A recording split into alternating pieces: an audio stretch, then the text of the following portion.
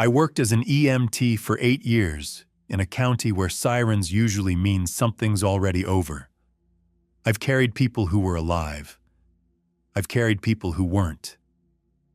There's one call I still think about, not because it was violent or chaotic, but because it never settled into anything I could explain away. It was a Tuesday night in late October. Cold was starting to creep in, the kind that doesn't hit all at once but stays in your bones. My partner that shift was Josh, new to the county. Still kept the radio louder than it needed to be. He hadn't learned yet that silence on the road was usually a gift, not something to be filled.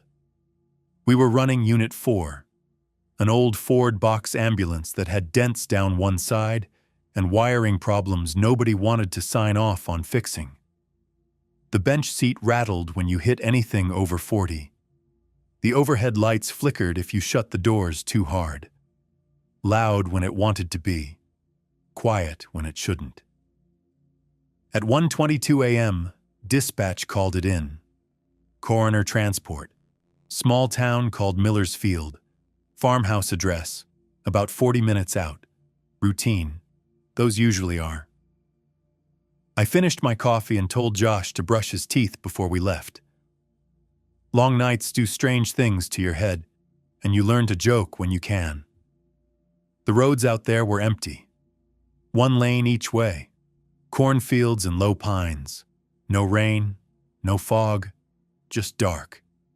The kind that feels thicker than it should be. The farmhouse sat a few miles off the main road. A deputy waited on the porch when we pulled up. Tired eyes, polite voice. He told us the man had been deceased a few hours. Family wanted an autopsy. Nobody was riding with us. Inside, the house smelled wrong. Coffee and metal, the kind of smell that doesn't belong to any one thing. It lingered in the back of your throat longer than it should have. The body wasn't laid out the way I expected. No proper bag, no padding.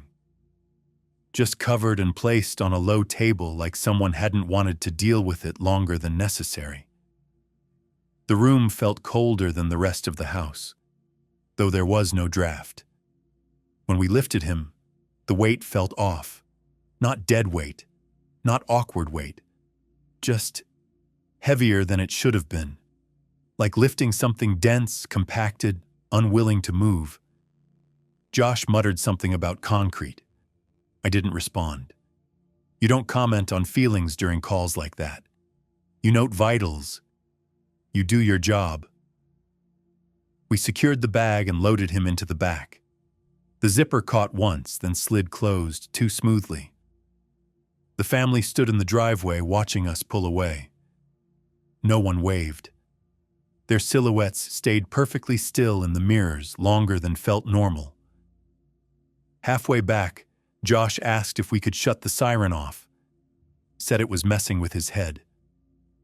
His voice sounded tighter than before. Clipped. I flipped the switch. It didn't cut right away.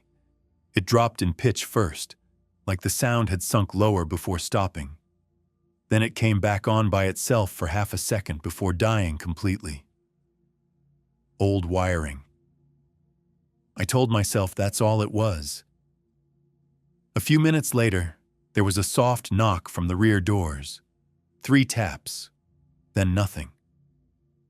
Josh leaned forward and stared through the partition window longer than he needed to. He asked me to turn the siren back on. Didn't say why. Didn't look at me when he asked. We pulled over. Everything was secure. Straps tight, doors locked, no shifting, no obvious movement. Back on the road, neither of us talked much. The radio stayed off. The engine noise felt amplified in the quiet. The dark ahead felt solid, like it didn't want to move out of the way.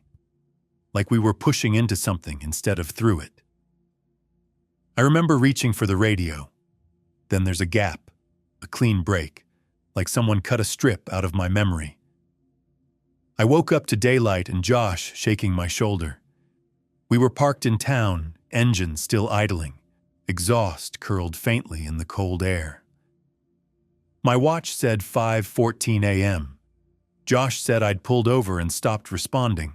Said he went inside a gas station for coffee and came back to find me asleep.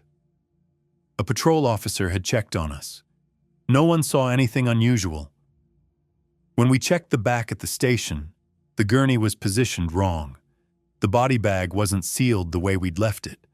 The zipper sat a few inches lower than it should have. Inside, there were marks. Small, careful, too precise to be accidental. Administration called it fatigue, paperwork error, chain of custody confusion, words designed to close the conversation. Unit 4 was pulled from rotation for electrical issues. Josh transferred out the next week. No goodbye. No explanation. I still work EMS. I still take calls. I still do transports. I just don't take night coroner runs unless I have no choice. And I don't carry anything I can't account for when the sun comes up.